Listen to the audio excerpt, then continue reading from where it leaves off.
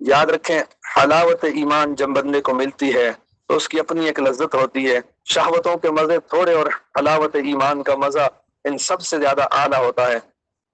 حلاوت ایمان کی علامات کچھ ہیں، 5 نشانیاں ہمارے مشائخ نے حلاوت ایمان کی لکھی۔ پہلی نشانی، جو نظر کی حفاظت کرے گا اس کو ایمان کی حلاوت ملے گی، اور حلاوت ایمان کی 5 نشانیاں ہیں۔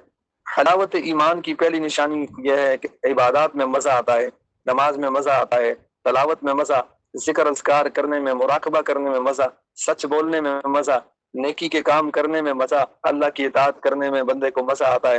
اس کا مطلب یہ نہیں ہے کہ وہ لذت کی وجہ سے یہ کام کرتا ہے، یہ نہیں کہ وہ عبد اللطف بن جاتا ہے، ہوتا وہ عبد اللطیف ہی ہے، لیکن اللہ تعالیٰ اس کو عبادت کے اندر ایک سکون دے دیتے ہیں۔ چنانچہ حدیث مبارکہ میں آتا ہے، المؤمن فی المسجد کالسمک فی الماء، مومن مسجد میں ایسے ہوتا ہے جیسے مچھلی پانی میں، جیسے مچھلی پانی میں آ کر سکون محسوس کرتی ہے، بچہ ماں کی گود میں آ کر پرسکون ہو جاتا ہے، ایسے ہی بندہ اللہ رب العزت کے گھر میں آ کر پرسکون ہو جاتا ہے۔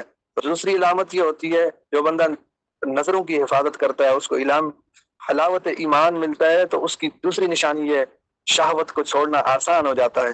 ایثارھا علی جمیع الشہوات، یہ ایسی لذت ہوتی ہے کہ تمام شہوات کا چھوڑ دینا اس کے لیے آسان ہو جاتا ہے۔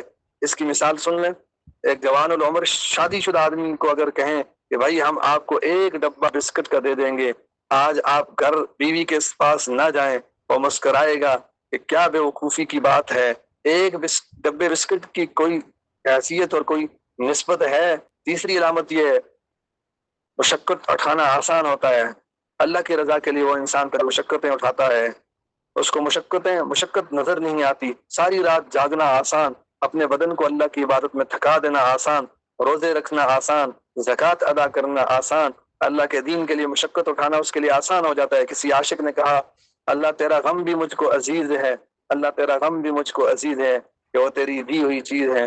اللہ رب العزت کی طرف سے اگر اس کو مشقتیں بھی ملتی ہیں تو وہ محبوب کا دیا ہوا ہدیہ سمجھ کر اس کو قبول کر لیتا ہے۔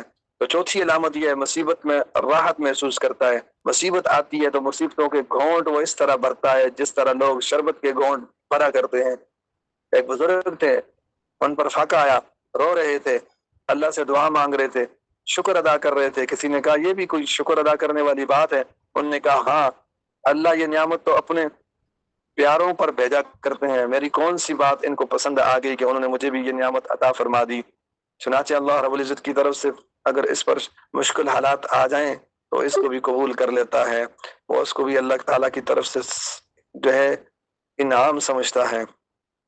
تو 5ویں علامت یہ ہے کہ رضا بالقضاء، الرضا بالقضاء فی جمیع الاحوال، زندگی کے تمام حالات میں وہ اللہ کے قضاء کے اوپر راضی رہتا ہے۔